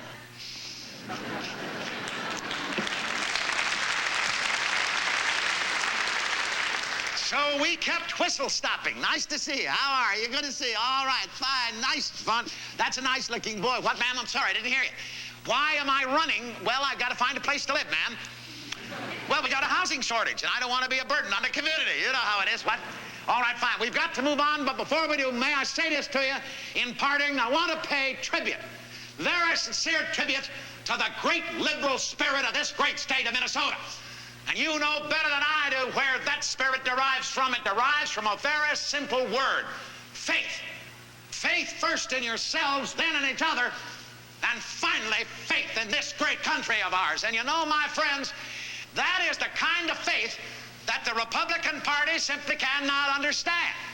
I know, because I've been viewing that political party from close to for a number of years, and by golly, they won't tell you what they really believe in. I know they got a platform, doesn't mean a thing. They won't tell you, but by golly, I'm going to try to tell you what the Republican Party really does believe in. Now, they say, for example, that they have faith in the American farmer. Sure, but they're willing to let him go broke. And they say they have faith in the American home, but not public housing. And they say in their platform, if you want to read it, it's funny reading, read it. It says in the platform they want to extend Social Security benefits to more Americans. It says it right in there. And yet the 80th Republican Congress just took Social Security benefits away from 750,000 Americans. Now, do they really believe? The American people are so foolish they're going to believe poppycock like that. And they say, of course, they're for a minimum wage. You bet they are. The more minimum earned, the better. And of course, they say that they believe in the American way of life. You bet they do, just as long as it doesn't spread to all the folks. And they say, of course, that they admire the American government. You bet they do. They admire the American government so much they want to buy it. But by golly, we're going to tell them on election day that it's not for sale. Not now, never will be, never, ever, at any price. But no, mister, I don't give them hell. I just tell the truth on them, and that makes them feel like they're in hell. But say, ma'am, I'm sorry, how do I feel about speech making? Well, I feel very much like the fellow that was on the way to his dear wife's funeral. And the undertaker asked him if he'd mind riding in the same car with his mother-in-law on the way to the cemetery. And he said, "I'll do it, but it'll ruin my whole day."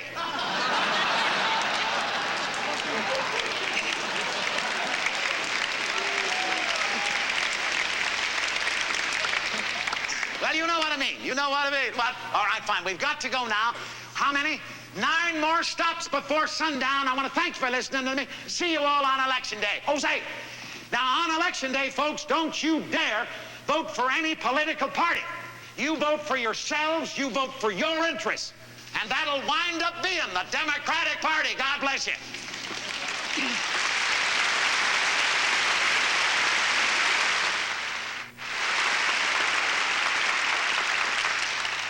Just before that election, I was visited by an expert. Now, he wasn't like George Gallup or Roper. He wasn't wired for sound at all. In fact, he didn't have any machinery to speak of. His name was Leslie Biffle, and Les Biffle had been Secretary of the Senate for a number of years, and he had a very novel way of polling the populace. He got on an old spring wagon drawn by 2 mules, and he posed as a chicken peddler. And he went around and he just talked to people, and when he got through, he came back and he said, "Mr. President, you've got nothing to worry about. The common folks are for you." And in that election, I did what most Americans did. I voted the straight Democratic ticket.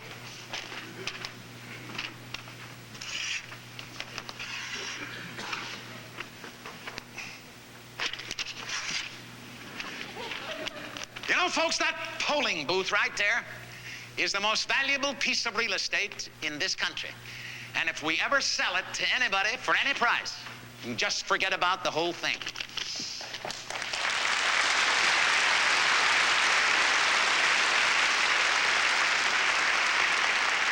You know, my opponent, Mr. Dewey, now he voted in that election for the party that the experts said was going to win. But you know, there was so much crow eaten after that election by the experts, the conservationists really thought the species might disappear entirely. On my way back to Washington on election eve, I had a chance to stop in St. Louis, Missouri, and I got a copy of the Chicago Tribune, the world's greatest newspaper, by its own admission. And I had a chance to read their banner headline.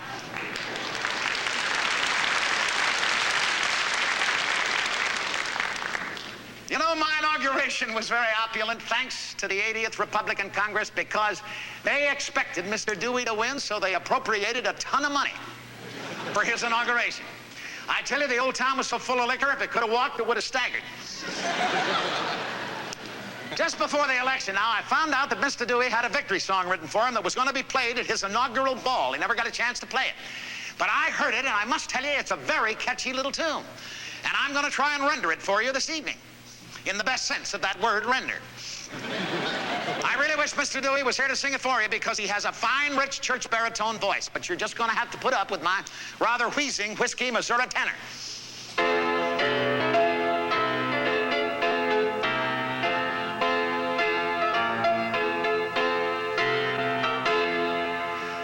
Congratulations, Tom Dewey. You won by a landslide today. Through thick and through thin, we knew you would win. 'Cause who'd ever vote to let Truman stay in? Congratulations, Tom Dewey. Your Republican dreams have come true. Here's a victory roar for President number 34. The White House is waiting for you.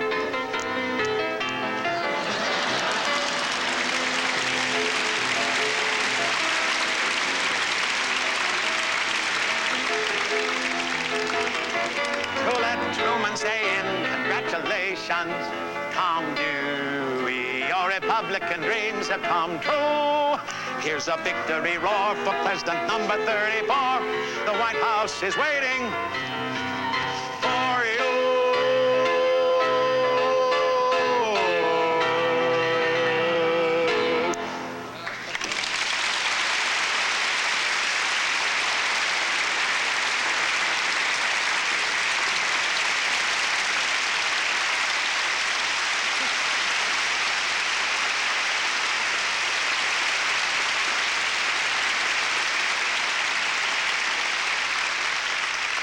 Now let's go for a little walk. I always like to take a walk every day if I possibly can and get the cobwebs out. Hello, boys. Good to see you. How are you? No, it's good to see the press. I like the press. I'm very fond of the press. Oh, yes, it's amazing what a guy can learn from the press that he never knew about himself before. Absolutely. I agree with Thomas Jefferson, boys. You know, he said if he had to choose between no government and no press, he certainly would choose the former, and I agree with him 100%. Yes, I heard that. Yes, I heard that Richard Nixon had called Dean Acheson the Red Dean. Let me tell you something, boys. If Acheson, Marshall, and myself were traitors to this country, we are in one hell of a fix. And I'll tell you something else. Richard Nixon is a no-good, lying son of a bitch.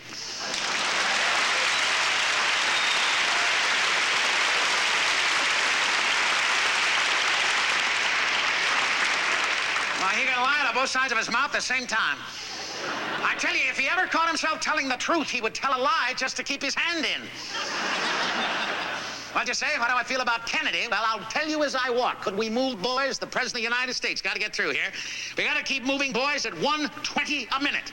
All right. Any place around here to strike a blow for liberty? There isn't. Well, let's not go this way. What about Kennedy? Well, he's a good boy, but the father bothers me. Well, how many fathers do you know that can buy their sons West Virginia? Oh, no. Being Catholic has nothing to do with it. For heaven's sakes, it isn't the Pope that worries me. It's the pot. This cane was given to me by the boys in Battery D. It's kind of nice. They had a little function for me on my inauguration day, and they yelled up to the dais, one of them, "Don't break it, you clumsy bastard." Oh, wait a minute, boys. I've got to watch my cussing. Nixon is very concerned about my cussing.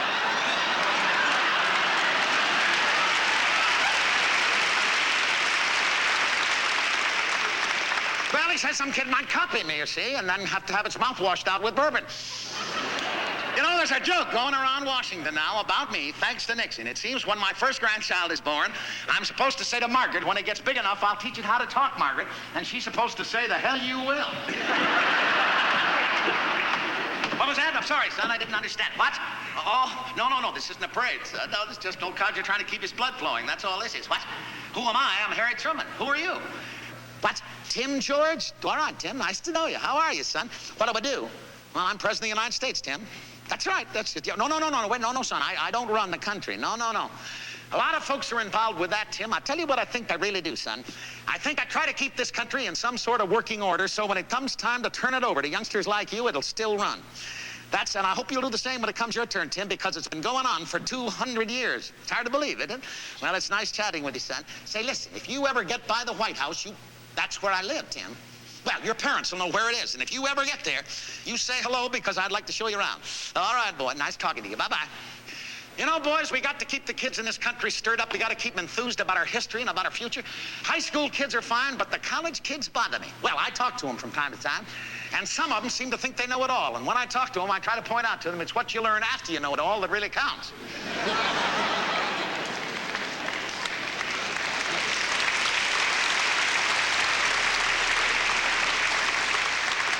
What was that? I didn't hear you. What did you say? Eavesdropping. I don't know what you're talking. Oh, you mean, wait a minute. You mean listening in on telephones? The bugging, they call it? Notorious violation of the Bill of Rights. What?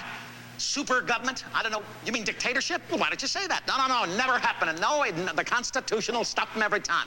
In fact, I'll tell you, any fellow that ever tried it, young man, would feel like the guy that woke up in the coffin with a lily in his hand and said, if I'm alive, what am I doing here? And if I'm dead, why do I have to go to the bathroom?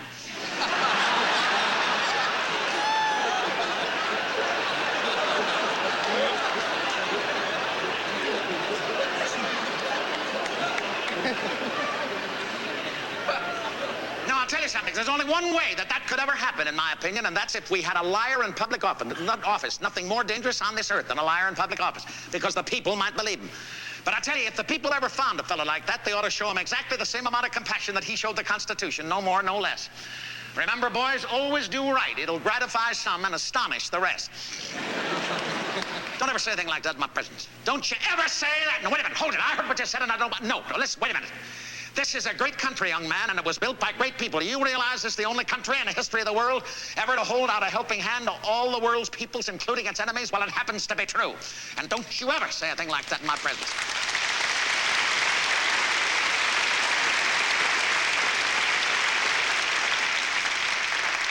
The future, how would I know? I'm not a prophet. I have no idea. Wait a minute. Not just a minute. I don't have an answer for that about the future. But if you ever hear of a fella called Tennyson? Poet. That's right. That's a good start. All right. Did you ever hear of a poem called Loxley Hall? All right, fine. That doesn't matter. You're about to hear a bit of it because I've carried this thing with me since my high school days, and I must have copied it at least 50 times just to stay up with the wear and tear on the paper. Well, anyway, here it is. Now, this is what Tennyson had to say about your question about the future. He wrote this in 1840. Remember that. He said it dipped into the future, as far as the human eye could see, and he saw the vision of the world and all the wonder that would be. He saw the heavens fill with commerce, argosies of magic sails, pilots of the purple twilights dropping down with costly bales, and he heard the heavens fill with shouting, and there rained a ghastly dew from the nation's airy nadies, grappling in the central blue, and far along the worldwide whisper of the south wind rushing warm with the standards of the peoples, plunging through the thunderstorm till the war drum throbbed no longer, and the battle flags were unfurled in the Parliament of Man. the federation of the world, and there the common sense of most shall hold a fretful realm in awe, and the kindly earth shall slumber, lapped in universal law. Well, does that answer?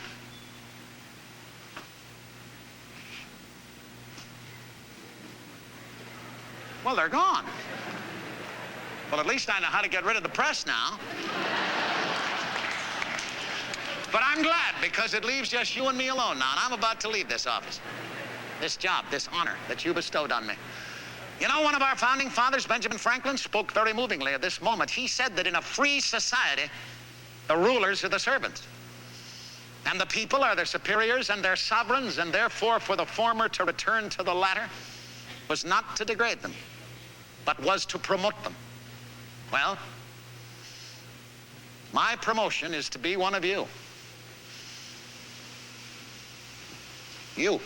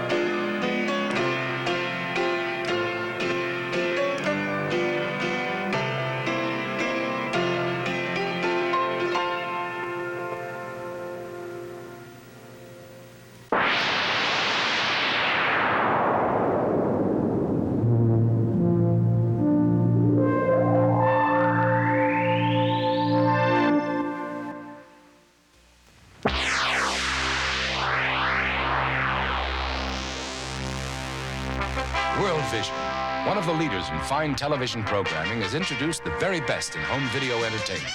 We're coming at you with programs bursting with laughter, drama, and excitement for the whole family. We've got the world's best loved cartoons with all the hilarious Hanna-Barbera characters that have become everyone's favorites. Colorful retellings of some of the greatest children's stories in full-length animated specials. Unforgettable television classics, packed with action, drama, and suspense. Critically acclaimed portrayals about the legends that changed the world. Dramatic and adventure-filled features perfect for family viewing. We're coming at you with fantastic cartoons from Hanna-Barbera. Cartoons the world has grown up with. Like it's that cowardly canine clown, Scooby-Doo, sniffing out the doggonest mysteries with his little sidekick. Uncle Scooby? Hi, I'm Scrappy-Doo. And there's Casper, the world's friendliest ghost. And the Angels, two gorgeous space-age cops who have teamed up for comical galactic adventures.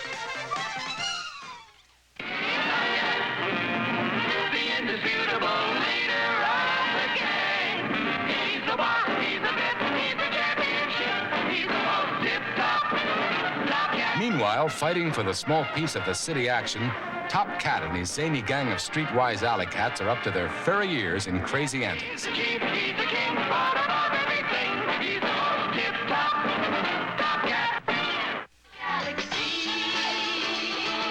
Back in space, it's Josie and the Pussycats rocketing their great pop music into the universe, where they match wits with aliens of exotic worlds.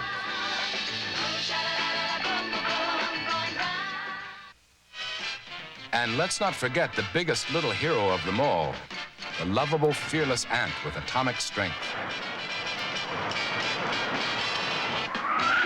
Just an average day in the life of Up and Adam. And of course, there's that clandestine marvel with his amazing bag of tricks. What an agent, what a squirrel.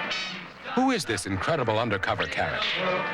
What's his name? Shh, secrets. We're coming at you with full-length animated specials, classic stories with familiar faces. First, there's Jack and the Beanstalk, starring Gene Kelly in a magical blend of live action and animation. With romance, danger, Fee-fi-fo-fum. adventure. But you'll delight in this Emmy Award-winning fantasy. Then watch out, world. Show business will never be the same when Scooby goes Hollywood.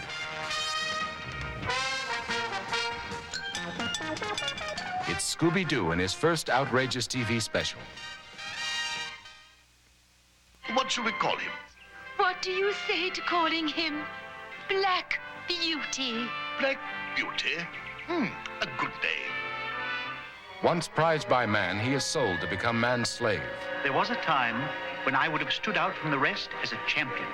But his courage and faith keep him alive. I had come home at last. Black Beauty, entertainment your family will cherish for years to come. And we're coming at you with TV classics. The best in television history. Convicted of a crime he didn't commit, Dr. Richard Kimball is on the run trying to find the one-armed man who murdered his wife.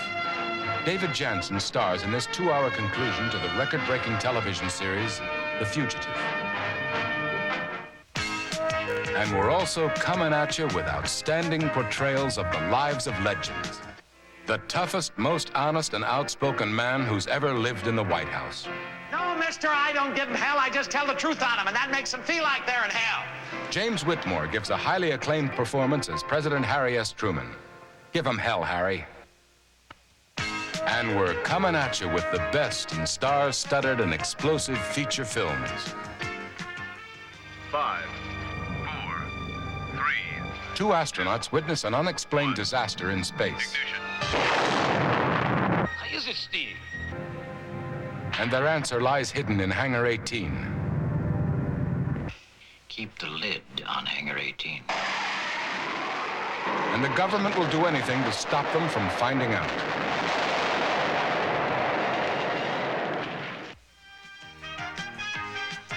And there they are, Worldvision's outstanding selection of home video entertainment. Cartoons, movies, series, and specials. Worldvision. We're coming at you.